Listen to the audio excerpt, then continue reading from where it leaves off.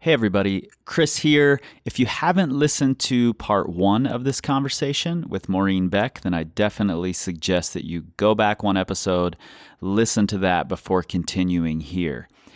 In this episode, we sit down in Red River Gorge around a campfire with a couple of bottles of bourbon being passed around and talk all about Mo's trip to the Lotus Flower Tower with fellow adaptive athlete Jim Ewing. Let's get into it. Maybe don't know. This time, power. This time to build power. This time to build power. This time to build power.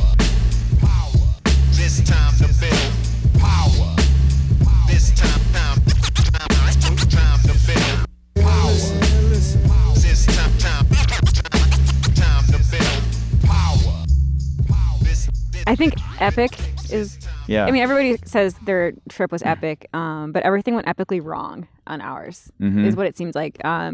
We flew into Whitehorse and immediately half of our bags are lost, including our haul bag that had most of our climbing gear, bunch of our food, bunch of our cooking gear, a drill and some bolts that we were going to use to fix up the anchors in the tower, just gone. And, you know, I know every airline has this problem, but Air Canada really sucks.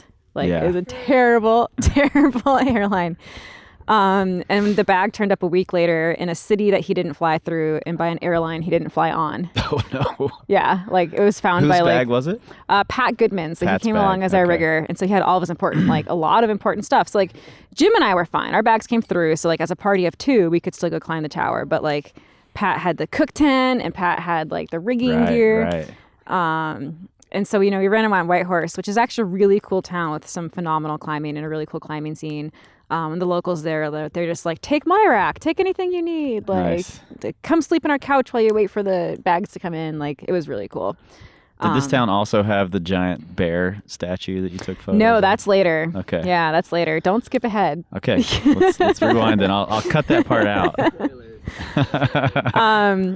So in a perfect world, you land in Whitehorse and 2 to 3 days later, you can be in the Cirque, like in your tents, kind of starting your expedition.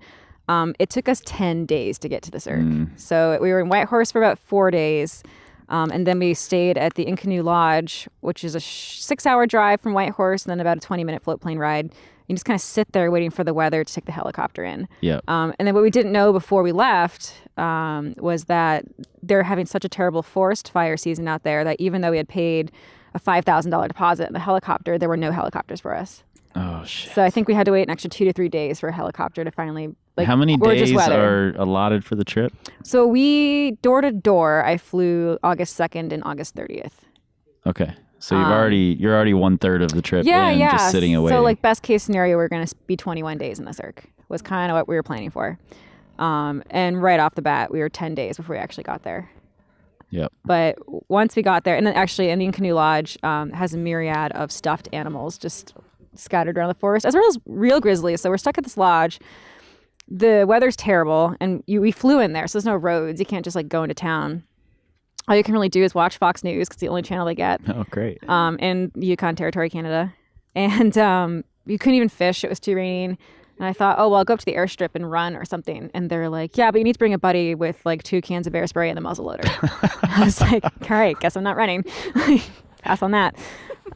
So it was just ultimate boredom. Like one night we just decided to drink until 4 a.m. until the sun came up because we're just like, well, we'll be so hungover tomorrow that will kill the day. That's one less day we have to wait. Yeah. Like that's just how bored we were. Like I learned how to play cribbage. I learned how to play chess. Like it was just ultimate boredom.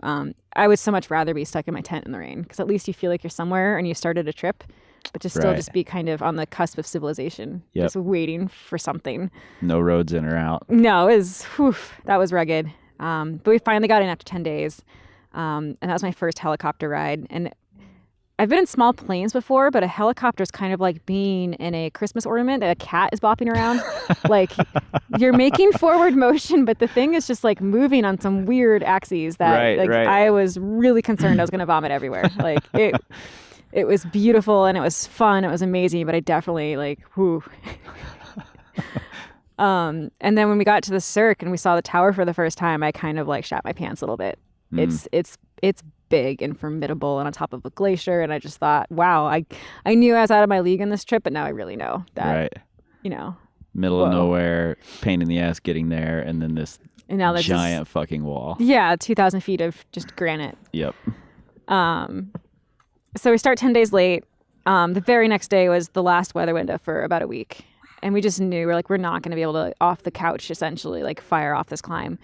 And we also find out there were 6 other parties that were going to climb it that day. Same route. Yeah. Which is kind of insane for how remote it is, but it has gotten really popular in the last 10 years or so. And so we just thought, you know what, have at it. Like, we'll sleep in. We'll wait for the next window. And we actually decided to just go up and do the first pitch, like once the other parties had lifted off. And this is supposed to be one of the top 50 climbs in North America, one of the classics. And the first pitch is 5.8. And I usually like taking the first pitch just to get get things rolling. But, this was Jim's dream. And so I told him, like, you take this pitch. It looks wet as hell, but like kind of fun. So this is your dream.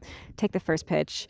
And I knew we were in trouble when he just started dumping gear in. It was taking forever. Jim was a very fast, old school, efficient leader. So like his alpine rack is actually like 4 cams and a set of nuts. Right. So when he starts dumping gear in, I'm like, oh, something's wrong. Something's really wrong. This entire mountain is just falling apart. So like it is classic. It is beautiful. But out of the 18 pitches, maybe 4 are actually good. The rest was just a choss pile. Like you would go to grab a jug and the jug would come off in your hand and you have to like pat it back into place. And like you were just placing 30 feet of pro that would never hold in a fall. Yep. And I'm like shoving my stump into cracks, trying to get purchased, and they're coming out just green and covered in water. Oh man. And so our initial goal was to free it in a day. And we were going so slow. We're like, this is not going in a day. And we can't even free this. It's so wet. Like, I had to learn how to aid climb, like on the ground there. Which might be more boring than sitting in Whitehorse. Yeah, it was pretty rugged. We also didn't bring anything. Boring and terrifying all at the same time. It was so scary. And we didn't bring anything to aid climb. So we were just doing clean aid, but like we didn't have aiders. Right. We didn't have like anything to make it remotely easy. Mm-hmm. And so I took pitch 3, and it's actively raining at this point. We're just trying to fix ropes so that when we do get a weather window, we can just, in theory, jug and be on our way. I'm just trying to place gear in this crack, and every time I reach in, the water just pours down my jacket sleeve and like into my mouth, and the cracks are all moss lined. So like I remember distinctly placing this number 4, which is normally a very like friendly, fun size. Like you can tell when that cam is good and it looked good, and it just sheared out with the moss. Like all the moss came out with it, and it was terrifying. And that was my first ever aid pitch. Oh God. And then when it came time to jugging, because we didn't bring anything, the first pitch Jim jugged was with a Prusik and a Gree. And then he figured out, I think he managed to borrow an actual ascender from someone in camp. So then he had an ascender and a Gree to do about 300 feet of jugging. Right. 2 pitches of which were free hanging. To this point, were there times where you were like, I should have just stayed in Denver and trained for World Championships? Not yet. Not yet. Okay. Because it was still fun in a sick way. Mm-hmm. Because in between those efforts of fixing pitches, we had a 5-day stretch of just tent time. Like there might be a cut down in the drizzle where we could go for a little bit of a walk. But it was just tent time. And I kind of liked it. Like I found out I can nap for however long I need to. I need that skill. If it's like, hey, nothing's going on today, I'm like, cool. I'll be in my tent 12 hours from now. So were you on separate tents? We were, and that was totally worth the extra weight and extra everything. Yeah. Like there's 4 of us in our party total, and that was definitely the sanity. I like Pat, keeper. but I'm not sure I could share a tent with him for 5 days. I spent a lot of time with Pat, and I'm also glad that we had our own tents. And we had a shared cook tent, so we had some social space, but cool. Even that was a mess. There's a couple prime spots that stayed right under boulders, and it was so crowded we didn't get that. So we were just out in the middle of the field, exposed, had this kind of like tarp city tent thing for our cook tent. Mm-hmm. But yeah, I just, I can nap like a pro. I read a lot of bad sci-fi, played a lot of cribbage and chutes and ladders, and I kind of dug it. Like it's still, when you could look at your tent, like my tent just faced the Lotus Flower Tower. Right. And it was so cool. So maybe because it was my first trip, even though it was a lot of downtime, I was still just kind of in awe of even being there. Mm-hmm. So that was pretty incredible. Yeah. So you're you've got the first 3 pitches fixed. Mm-hmm. Do you get a weather window to We finally push? do. We kept thinking we were getting one, and then it kept pushing. Like, oh, Friday's going to be sunny. Now Saturday's going to be sunny. Now Sunday. So we finally went up, I think a week after we first got there, is when we were like, let's do this. And at that point, we knew we were going to bivvy on the wall. I had never bivvied before. I didn't bring bivvy gear. Again, we packed according to this plan of trying to free it in a day. Yeah, for sure. And you almost have to. Otherwise, you just end up with too packing much, for every possible scenario. Yeah, and we made do. So we were lucky that, Pat, while he was rigging the fixed lines for the film guy, Taylor, he was able to at least bring all the food and water up to the bivvy ledge so that Jim and I only had to bring our like personal gear. But even that, like I had never jugged a pitch, period, before this trip. Never. Never. No practice in the gym, nothing. No, because we weren't supposed to. I even asked, like, where the hell did this rule come from? We weren't supposed to. So this spring, I was like, hey, Jim and Pat, because Pat's been up there a bunch. I'm like, what skills do I need so I can, contribute to the team? Like, do I need to learn how to haul, blah, blah, blah, and jugging. I specifically said, do I need to practice jugging? And Pat was just like, no way, we're going to free this sucker. And I was like, all right, cool, sweet. One less thing I have to do. Yeah, Pat, you fucking Sam. Yeah, he did. So not only am I jugging for the first time, like with a full rack and I think a spare rope, for the actual summit attempt, I had a backpack that was like a 50-liter pack with 2 sleeping bags. And just, it was suffering. Sounds like suffering. Yeah. And then we actually started climbing, and pitch 4 is where we started free climbing, and it was horrific. Just picnic-sized table flakes that looked fine, and they would just start shifting under you. And it was 5'7", but it was still steep, and it was just like, yeah, on top rope, I was terrified. Now, I know Pat's been up there a bunch. Did you ask him if this was normal? Had something changed? Was there some strange freeze-thaw cycle? No, the only thing that had changed was the crowds. Gotcha. It's a really old mountain range. So Pat knew it was a choss pile going in. Yeah. Okay. Totally. And you read that it is, but it doesn't really sink in. Right. Because when you look at photos of the tower, all you see are those beautiful railroad splitter granite. Yeah. And it's not. Those pitches are there, but most of it is just terrifying loose choss. Pitch 5 was pretty good. It was kind of fun, like sporty climbing. But then you move into 4 pitches of chimneys. Of a chimney, single chimney is 4 pitches long. And it gets wider and wider and wider. And again, it's 5'7", but I have this giant pack on. And at this point, it's getting dark. And these are full pitches. Like Jim would call down at like 62 meters of rope on our 70 meter. They were full pitches. And he ended up leading them all because I was just so gassed. So I took the giant pack. He still had a big pack of like 4 liters of water himself. And I remember on that last belay, that's when I finally was just like, this sucks. Like, I'm wet. It got wide enough to do a true chimney where your butt's on one side, your feet's on the other. And as I'm doing that, tagging my pack, water is just pouring down my butt crack. Like, it is just not fun. And it was like 11 o'clock at night, still light out. But at that belay, I was just like, this is not fun at all. Like, I didn't cry, but I got close to the first time I ever cried while rock climbing. And it was just utter like despair, I think. And you didn't go into this thinking it was going to be a sport climbing trip, so no, and I knew there would be some suffering, but it was just somewhat mentally prepared already. The level of fun was much lower than I had anticipated. And then the last pitch to the baby ledge, there's spots where you're just like digging your nails into mud because it's a grassy, like steep slope with no gear, and it's awful. But then I pulled up onto the ledge. They had a hot dinner waiting for me, and the ledge is huge. You just kind of tie in around your waist and relax. And, we fell asleep. It was the best night of the entire trip. It was like 50 degrees, not a breeze. Stars are out, northern lights are out. And so we fell asleep, and I was just like, but the whole time you're staring up at the head wall. And I thought, okay, well, oh, sure, whatever.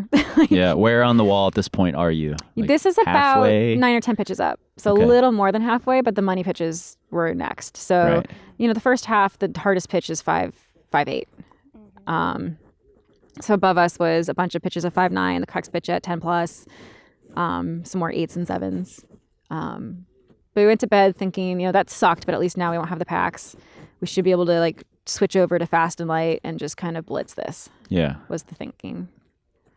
And then weather does what? The weather was stay okay? phenomenal. Okay, Weather was good. beautiful. Jim woke up with a stomach virus. Oh, fuck. And we wake up and he looks at me and he's like, I don't feel good. And I was just like, oh, no, that's nerves. Like, you're fine. And then we knew he was going to take the first block of about 5 pitches because it was just too thin for me to like get a stump on anything and place gear. Sure. And he got 1 pitch up and then just started vomiting while he was climbing. Oh, no. And just like total systems collapse. And so I already wasn't having that much fun. And now I have my partner, like we're on, and it's hanging belays at this point too now. Right. So he's like, we're passing gear back and forth and like hey, can you pass me the number? And he just has to like turn over and like puke on the other, like, yeah, if he had actually puked on me, I probably would have quit climbing. Like that would have been it. Yeah. But eventually he switches. Do we have this on camera? Sadly, no. Oh, because the camera guy Taylor, he had been held back by the weather like us, so they were trying to race ahead to fix pitches for him to film on, which worked for a bit because we were moving so slow. And he eventually switched to aid. He was just like, I'm just too sick to actually like make free moves. And he's so shaky and pale and clammy. And I just felt so helpless. I was like, I wish I could just take the rack and fire this off for us, but I can't. Like, I cannot climb. I can't lead this. Right. So he switched to aiding. And those gorgeous railroad track photos you see that look like just total splitter, they're not. It's really thin, really flared, really shallow. And like I'm incipient getting, I'm getting things. hit by clumps of moss. Like he's chiseling out with his nut tool so he can place micronuts. Like, Yep. So you're actually face climbing these really cool, fun knobs, but they're slick. And, I'm in these big, sloppy, comfy all-day shoes that I'm not used to. Yep. Just wishing I had my sport climbing shoes to just like laser in on these knobs. But so finally we reached the fixed lines that the film crew had set. And that's kind of when we just bailed on our attempt to do it. Like just Jim and I. So Jim switched to jugging and they had left us a pair of jugs. And so Jim would jug the pitch, put me on top rope, and I would just follow it. So I got to climb a lot. I was just able to relax, top rope stuff. Yeah. And we did get to the pitches where I would have been comfortable leading, but by that point it was like 3 o'clock, 4 o'clock in the afternoon. And we were like, let's just get to the top. So we cruised as much as possible. I switched to jugging in the crux pitch because there's this roof and I was so exhausted. I was still exhausted. We maybe had a liter of water between the two of us over 2 days, not enough food. And the last thing I wanted to do was punt on top rope under this roof and just be stuck. Yep. So I was like, screw it. I'm just going to jug the rest of this thing. So we ended up jugging the last 3 pitches. And the final pitch was another horror show, just 5-7 sliding picnic tables. Grossness. Jesus. And Jim is vomiting the whole time. It's not like he cleared it out of his system and was good. He was just still puking the entire time. So I finished first. I got to top it around 7 at night. I bring him up. And we're actually too exhausted even to go to the proper summit. We got to the summit anchors and we're just like, get us off. Yeah. And we had to wrap because the pitches are such full rope lengths. You're actually making 17 wraps. It's not like a normal climb where you do 10 pitches and 5 wraps. This is a full 17 wraps. Right. And it got dark fast. I was the only one who had a headlamp or someone had an emergency headlamp, but we had left the rest of the gear at the bivy ledge thinking we'd be done well before then. And it got dark before we got there. Jim overshot an anchor, so he fortunately had the rack with him, so he just like built himself an anchor and then was just alone on the wall until we were able to wrap past him on the second wrap. We started, knotting our ropes like you're supposed to, and they just immediately got sucked into these giant fist cracks at the top. Yep, and of course. I remember hanging there just like, and we didn't have a knife because Pat left the summit early to try to clean up some of the rigging, and I'm not sure why he left early, but he took the knife with him, and we didn't know he had the only knife.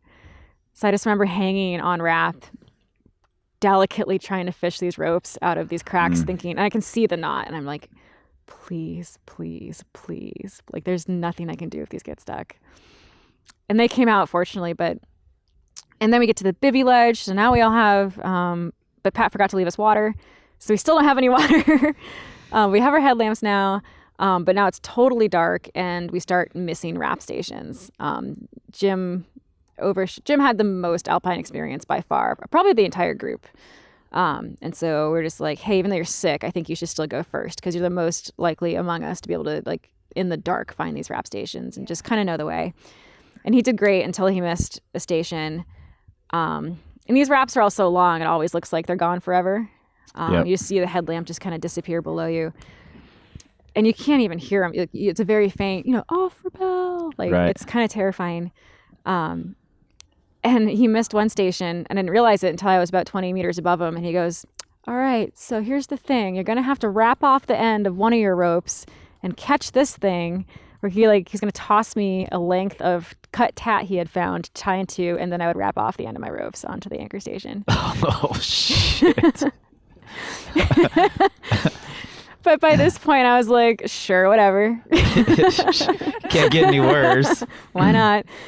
And when we missed that station, we actually missed, when Pat retreated off, he fixed something like 6 of the wraps on fixed lines. So we could just zip down them on our grease, but we missed that. No. So we're still doing manual wraps with 3 of us. And we're just going one at a time. We're not simul wrapping. I don't know why we weren't simul wrapping. Like, were you wrapping down a different line? At a certain point, yeah, because to avoid the chimneys, you go, so the top half you wrap the route, but then the bottom half, you don't want to, the chimneys are choss. Stay out on the face somewhere. So there are different wrap stations. And all the books just say, find the wrap station inside the bivy ledge and go down. Like, there's not a ton of guidance out there. So, yep. So we finally do find the top of a section of fixed line, look up and see the rest of it. We're like, oh crap, that cost us like 2 hours. But by the time we reach the fixed line, it is just zip, zip, go. Like, I've never gotten down 3 pitches faster in my life. And I think my boots were on the ground at 2:30 in the morning. And my legs were acting like they were attached to a drunk lady. Like, I was so dehydrated, so underfed, and I've been like... But your legs are fairly used to that, right? Yeah, I think so. Well, and it's a scree field. It's a scree field, too. So it's like, not only are they not working, but like, you're just surfing scree. And yeah, and you spent like better part of 2 days just hanging in your harness. And like, I had a comfy big ball harness, but there's only so much they can do like after that much, and especially 3 of us wrapping together. When you're out the wrap station, you're just like uncomfortably close. We hadn't showered in 2 weeks. And so yeah, just getting down. And then what should have been a 45-minute hike back to camp took us 2.5 hours. Jim's stump had pretty much just exploded into an abscess from just being in a socket, being hit by a socket. And we were about a mile from camp when he was just like, I have to take off my leg. And he took it off. And the first thing I heard him say was, oh God, I can smell it.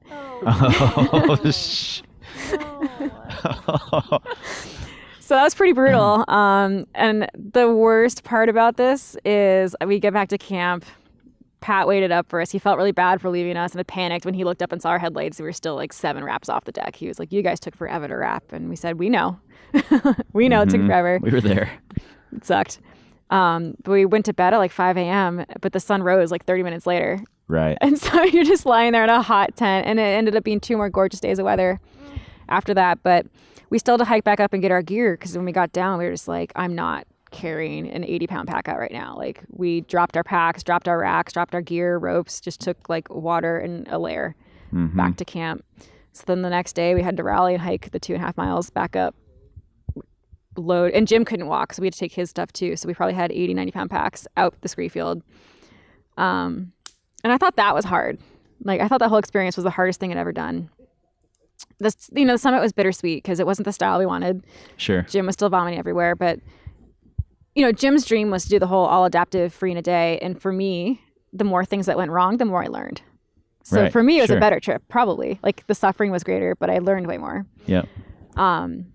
When we were down, I thought that was the hardest thing I'd ever done until we hiked out. So we took the helicopter into the cirque, but the plan was to hike down to Glacier Lake, which is 4 miles, like 2 miles straight down and then 2 miles across a grizzly-infested bog is how it was described to me.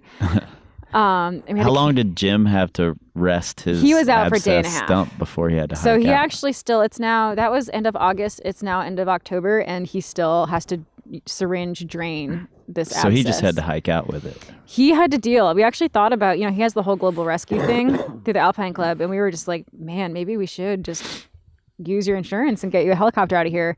And while they're here, put all of our shit on it so we don't have to carry it. Yeah. But, he's pretty stubborn. He wouldn't do it.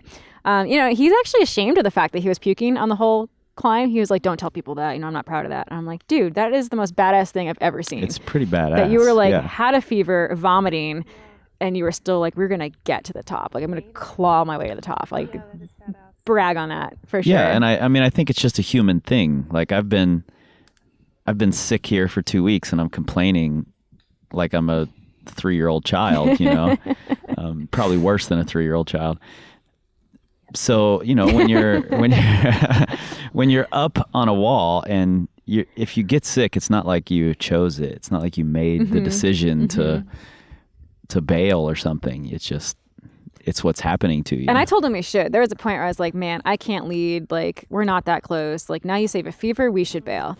But in the back, no one would say anything. But he was bad doing the about math it. where it's like, our drop dead date of getting out of here is like the 27th, and it's the 20th, and we know there's another week of bad weather coming in. So this actually is our only shot. He had this dream. Yeah. So he dug deep. So he hiked out once, and we all had these like horrible overloaded packs. Like mine never broke 100, but everybody else's definitely broke 100 for each trip they did. And it's 2 miles straight down, 2 miles across, an awful trail. And I did that hike twice in a day, like empty pack up, loaded pack down, and like my knee exploded. I'm covered in bug bites. Oh, there was bees, like ground wasps at one part of the trail. Yeah. And like horrible little things. Yeah, like the Belgians were just like, oh, be careful when you hike down. Like there's the bees. And we totally forgot about it until all of a sudden Taylor just goes, what's that buzzing? And we're just covered in bees. And we never did see a bear. Just a Pat Goodman shaped horde of bees chasing you. Yeah, it was awful. And like Pat taught me, he's like, okay, once we're down below tree line, every 5 minutes, blow your backpack whistle so the bears know we're coming. And at that point, I was just like, wow, I'm really out. Like, no, this is not, no. And so, the climb was hard, the hardest thing I'd ever done until that hike. Right. And the hike was just necessity. Like we had to get out. We had our float plane pickup. Like we had to leave. But it hurt a lot. How soon after the trip did you and Jim start talking about going back? He was pretty keen on right away. Yeah. And actually I was too. Like while we were there, while we're still, back at the lodge and back in Whitehorse, I was just like, man, that was cool. And now that I know what I'm in for, I want to do it again. I was kind of hoping I'd hate the whole thing so much that I would just check alpine climbing off my list because I have too many hobbies. But I actually had so much fun. And being on an expedition, like there's such a purpose to it. Like every morning you wake up and you either do task A or task B. Like if it's sunny, you do this. If it's rainy, you do that. It's all, even shuttling loads I liked. It was just really fun to just be like this machine-like operation.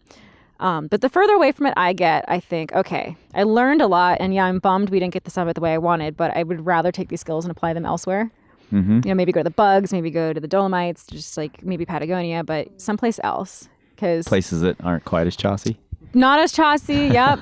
Cheaper to get to, maybe. Like it's an expensive trip. I think just between the helis and the float planes, it was like $11,000. Yeah.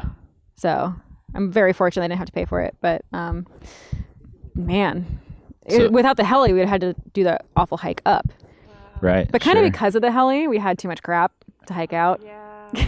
Oh, but yeah, I mean, Jim still wants to go back. But I think I actually saw him on this road trip and I kind of broke it to him that I don't think I'm as stoked to go back as he is. Yeah. He's still gunning for the all adaptive free ascent. He wants it. But I think now he'd rather do, he really wants to do Astroman.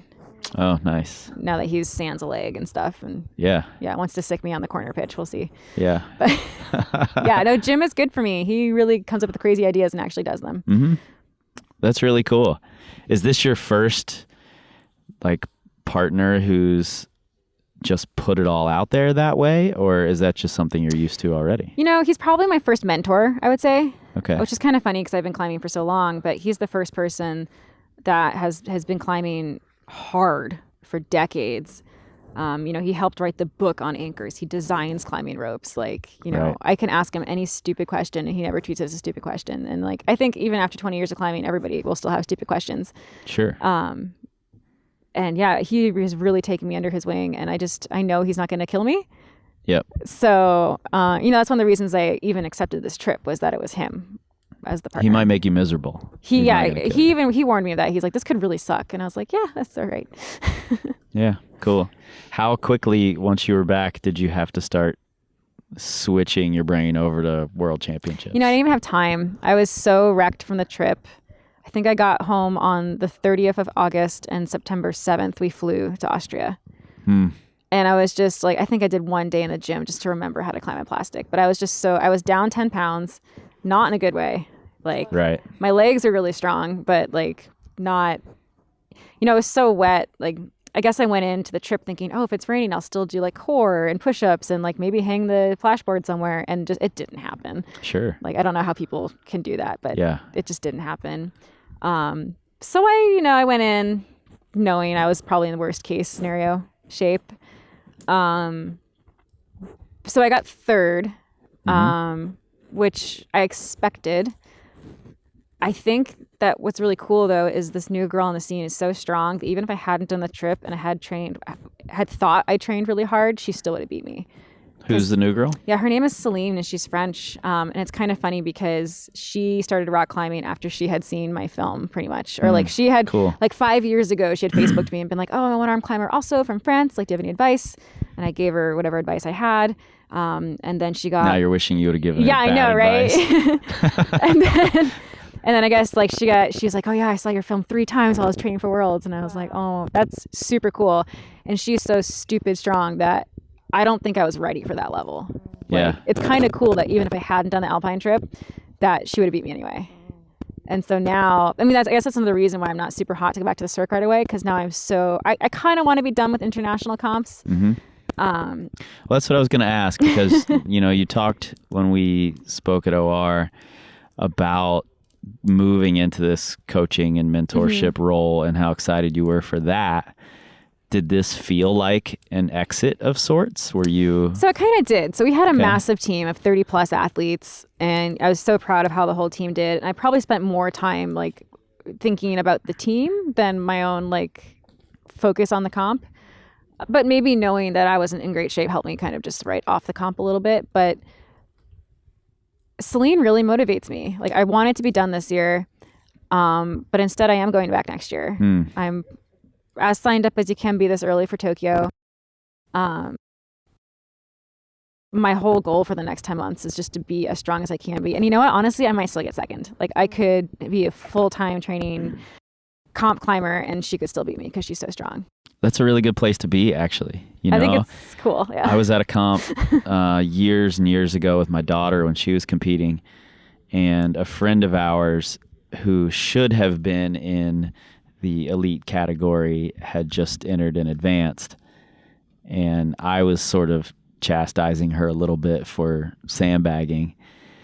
And my daughter, who at the time was like 8 years old or something, was like, well, if you know you're going to win, what's the point of competing?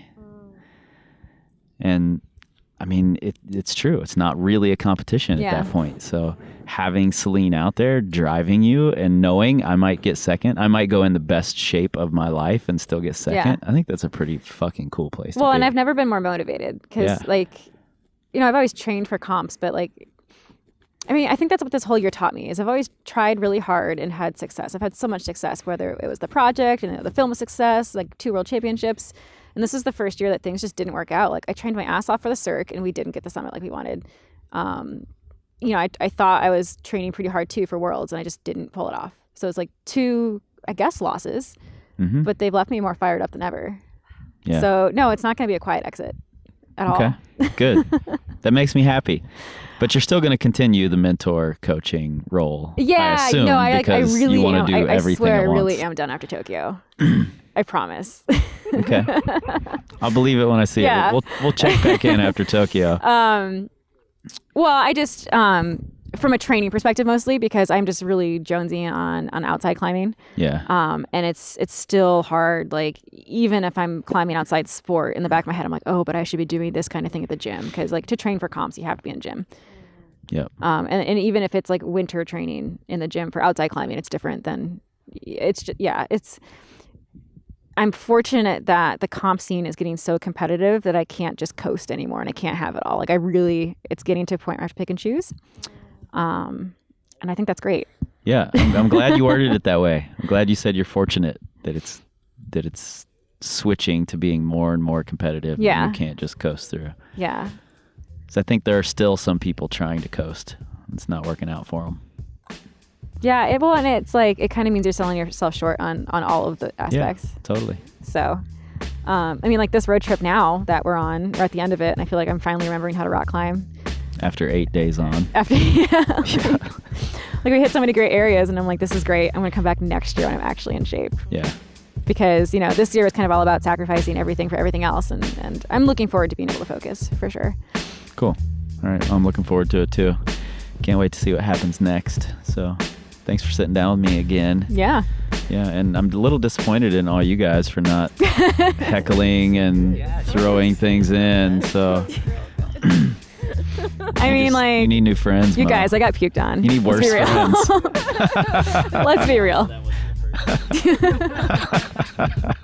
you want to comment about how you were saying you didn't shower for 2 weeks, but you had water going down your ass crack, so at least... Yeah, I had nature's glacial bidet. For like, Oh my god. Cool. Well, thank you a ton. thanks, Nate.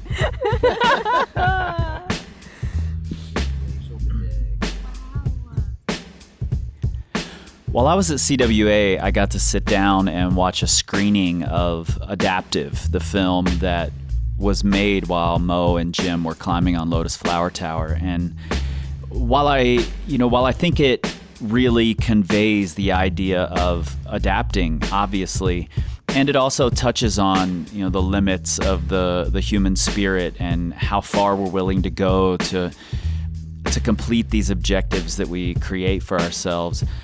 I think it also is a really great examination of what it means to have someone on your team who's willing to push really hard for your goals and make them their own. And I know from watching the film that I would love to have Mo on my team at any time. And really, I think that's what it comes down to, whether it was Jim on Lotus Flower Tower or the adaptive athletes that she works with and helps. I think she's in it for everyone else's best interest as well as her own. I heard rumor that she has either very much slowed or stopped her notorious partying ways in order to really buckle down and train for the Adaptive World Championships, which I think is really, really exciting, and I'm looking forward to seeing how that goes. It's practically a dynasty, and honestly, I root for dynasties. I know some of you like the underdog, not me. I'm a dynasty guy all the way. Like I mentioned in the previous episode, you can find links to Mo on the internet right there in your pocket supercomputer in the show notes. Also, if you navigate your way to our website for the post about this episode, you'll find links to other films that she's been involved in, her National Geographic article for being Adventure of the Year for 2019. And once you're there, of course, check out our new spring tanks, which will be there in a couple of days after this comes out. So probably by the time you're hearing it, those are there. If they're not already sold out, make sure you get yours before that happens. You can find us on Facebook, Instagram, and the Pinterest at Power Company Climbing. You can search for us all day on Twitter. You can find Mo's posts from 2017 on Twitter. But as it goes now, we don't tweet. We scream like eagles. This time, this time, this time, this time, this time, this time, this time, this time, this time, power, this time to build power, this time to build power, this time to build power. This time to build power. This time to build power. This time to build power.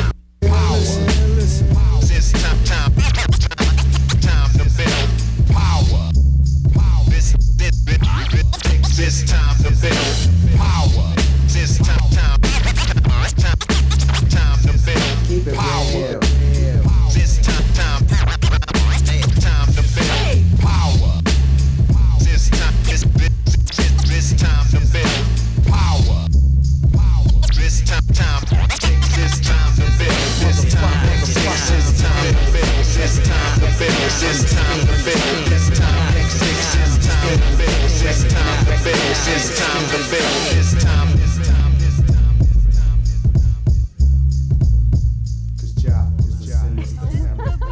With us just standing there, and she's like, "Don't worry, my granddaughter loves that song," and like walked off. And I was like, "Oh my god!" Okay. But she was your classic like Southern prep, like she had the riding boots on, and like. And she was really drunk at that point. Yeah, I think so. Yeah. The problem is like nobody Luke went up else to her and was like, knows "What's the that difference between song jam and except for jelly?" Mo. I've never heard of this And song. she's doing this baby shark Yeah, like see, I don't know what this craziness, is. and we're like, I don't know. what? Oh yeah, and I'm in the background, one cocktail deep. I'm like, I know this song. Mo's dancing on the table. Mo, you should sing us a song because I think at least half of us have not heard it before. I've never even heard of it. It's participatory. If I just sit here singing it, it wouldn't be as good. Wait, what's the Walk us through it. participation part? Everybody has to do it. Okay, go ahead. We're in. It's really easy to pick up on. So basically, Hold that mic up while you do this. I wondered if the red light was on. So the story here is there's a family of sharks, and we're gonna walk through all the family members. Oh, wow. Starting with baby shark, do do do do do do, baby shark, do do do do do do, baby shark. You gotta do the hand motions, do do do do, baby You have to shark. do the hands. And then it's like mama shark is bigger, daddy shark is bigger, and then my favorite is grandpa shark because you bring your fingers in because he doesn't have any teeth. You don't have any teeth. He's like grandpa. Poor grandpa shark.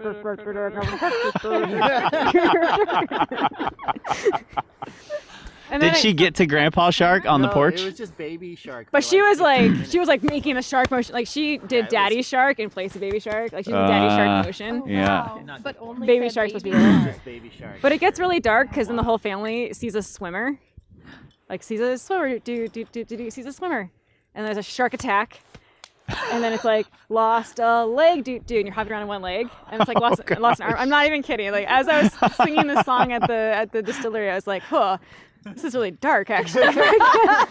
Never thought about this when I was 9, but these sharks like eating the swimmer until you're just like on your knees, and you're just like, swimmer's dead, Oh my swimmer's dead. Yeah. Oh my god.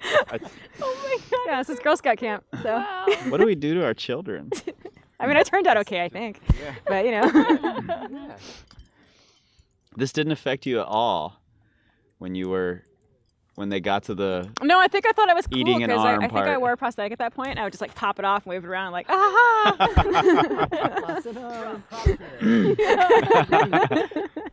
totally happened to be a shark. Yep, yeah, 100%.